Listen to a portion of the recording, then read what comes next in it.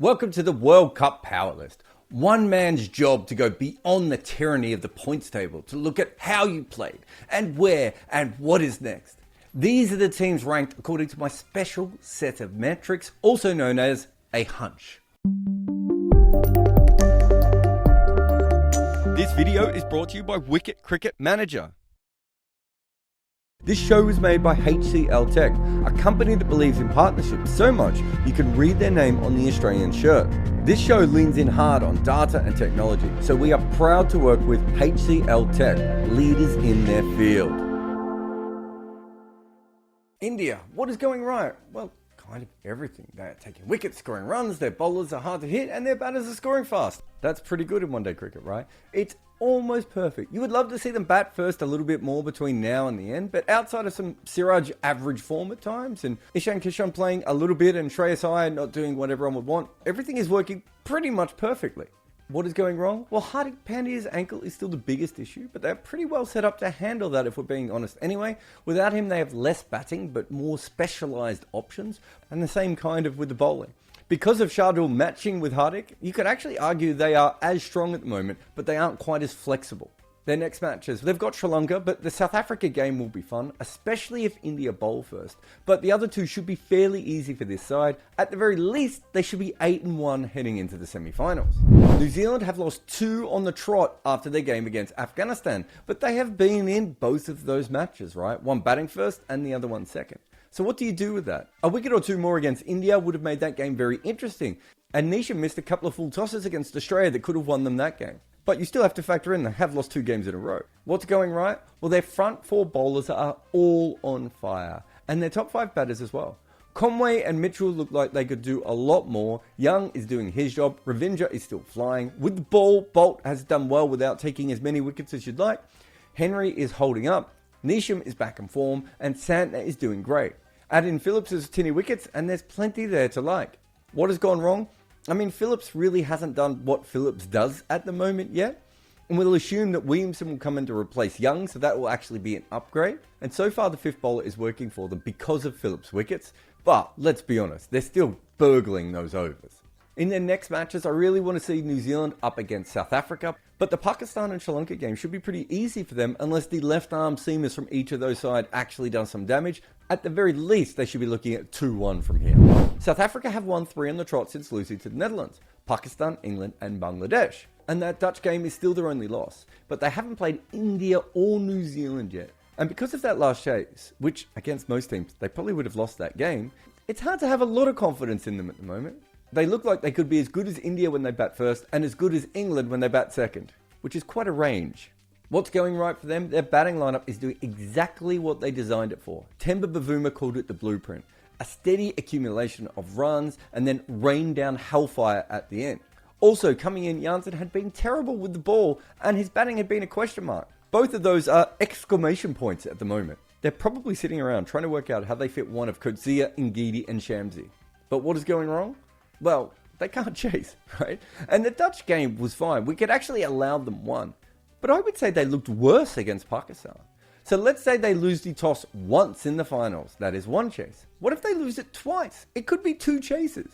Who feels comfortable with them chasing against a good team once, let alone twice? In their next matches, South Africa somehow have got the 3 most informed teams to go up against.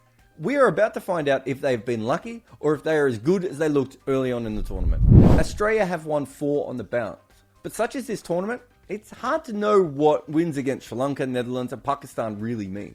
They got smashed by India and South Africa early, and while they beat New Zealand, they almost let the Kiwis actually come back and win that, which should have been a game where they got nowhere near it. What is going right? Well, their openers, no matter who is actually opening, looks completely legit. Warner is having one of those campaigns that essentially gives you 2 batters. Head looks amazing in 1 knock, and further down the line, I suppose Maxwell has runs and is striking at a 1.5 per ball. Zampa started terribly and now is tripping over wickets everywhere he goes. Maxwell's bowling has not taken many wickets, but he's their most economical on fairly high usage. What's gone wrong? Their middle order is making no runs and doing it slowly. They still don't look all that comfortable with playing spin at all, but their biggest worry has to be that Stark and Cummins are going at well over a run a ball, and both are averaging over 30 as well. They have a 4-man attack. They can't afford for half of that to be horrible. in their next matches. Who would have thought that going up against England and Bangladesh would be seen as the easy games? Afghanistan should be their toughest opponent.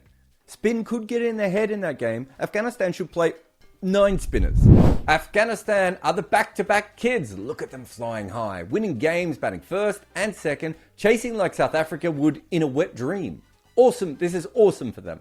What is going right? The batting has been a little bit interesting. They don't really have any high scorers, but everyone is actually playing a part. 6 of their players have made 50s and not slogging, but with proper batting type batting. And their bowlers have performed well as an attack when needed.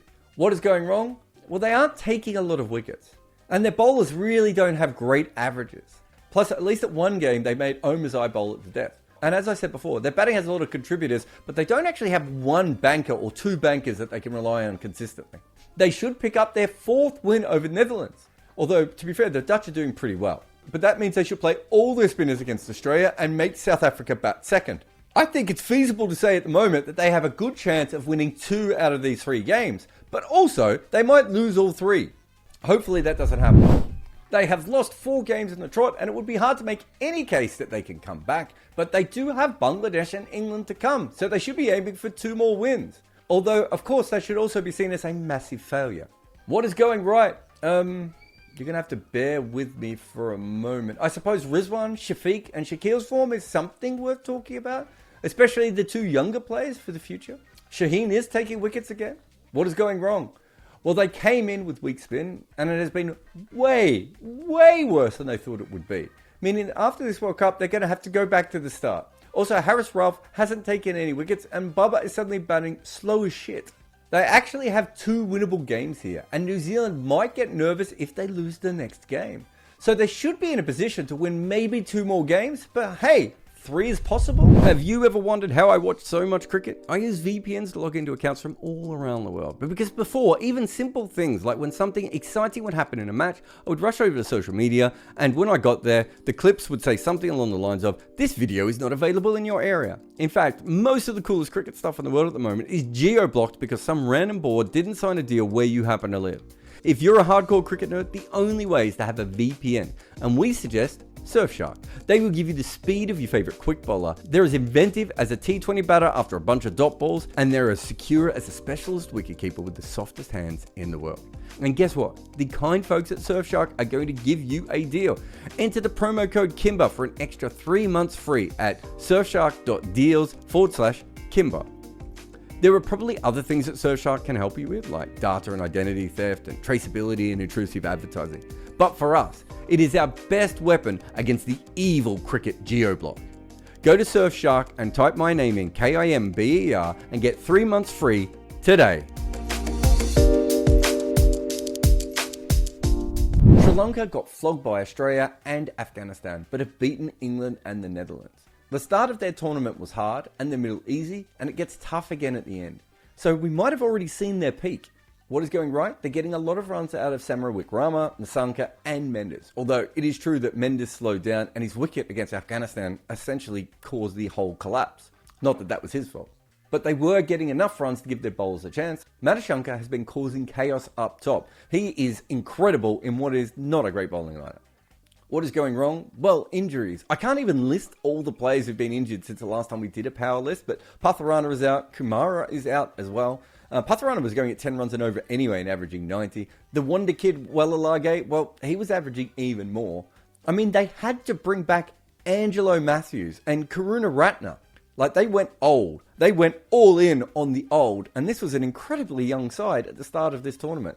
They've gone from an average age of 26 to an average age of 29. 33 more years of lived experience. Also, I know Tikshana is coming back from injury, but he cannot take wickets at the moment. No one can hit him, but he can't get anyone out. Their tournament's over already, right? But looking up and seeing India and New Zealand is yet to come, that is not ideal. They will definitely want to beat Bangladesh. And if they can't win that one, they'll probably go 0-3 in the last 3 games, and they probably shouldn't go straight back home after this tournament. Netherlands lost to Sri Lanka and Australia before beating Bangladesh. After seeing Afghanistan roll the Lankans, I think the Dutch could be really annoyed at how poor they played in that game. What is going right? Their spinners are holding up, even with Roloff out injured, and their bottom order keeps doing great things. Van Meekeren is having another fantastic World Cup, and Edwards is having a blinder with captaining Angloves. What is going wrong? Well, their openers are basically non-existent at the moment, and their top six has been terrible. They need to get more runs out of the top to give themselves a World Cup that they deserve. They go into the last 3 games with a very realistic chance of winning at least one more, but they should be eyeing off 2. The India one is probably beyond them, but the other 2 are certainly not. England will be favourites. But who on earth would back England with a lot of money to beat the Netherlands now unless you got really good odds? England lost 4 straight, and they have a terrible habit of losing a shitload of wickets all the time. And they also mostly bowl like arse. This might be their shittest World Cup ever, and that's saying something. And they're the defending or attacking champs. What is going right? David Willey has bowled well, and Adil Rashid has been pretty handy. And what else? Well, no one from the England camp, as far as I'm aware, has suffered with spontaneous human combustion as of yet. What is going wrong? Well, all their weaknesses with the ball have been exposed. Their batting has just not actually turned up at all. They lost Topley to injury, and everyone in world cricket is currently laughing at them very hard. They shouldn't beat Australia, but maybe that's a game that will wake them up a little bit. But they could still win both of their last matches. So they could end up with 3 wins for the tournament. Hooray! Bangladesh losing to India and South Africa is fair, but that Netherlands one, that bites them very hard. They have been awful in this tournament outside of a really strong opening match. What is going right? Mahmudullah has been fantastic, coming in down the order and saving them almost every time, striking the ball well, working with the tail. It has been a masterclass. That's pretty much all that's gone right though. What has gone wrong? Mahmudullah is also going wrong, because despite being the only guy who can bat, they are putting him in spots where he can't give them any chance to win. His runs have been almost nothing to their hopes. Their bowling has been terrible, and I think it's been better than their batting. They've lost to the best teams, they've lost to the worst teams. They lost to England. I cannot wait for them to play Sri Lanka and Pakistan, because I am fascinated to know who is better. Because let's be honest, none of these 3 teams is giving us a lot of confidence at the moment. I think Bangladesh is probably the worst, and that's why I have them here, but they should at least be able to split those games. That is it for this power list. Please comment to say, oh, incredible Jarrod, you get these power lists right every single time. Please also like and subscribe and tell your mum about me.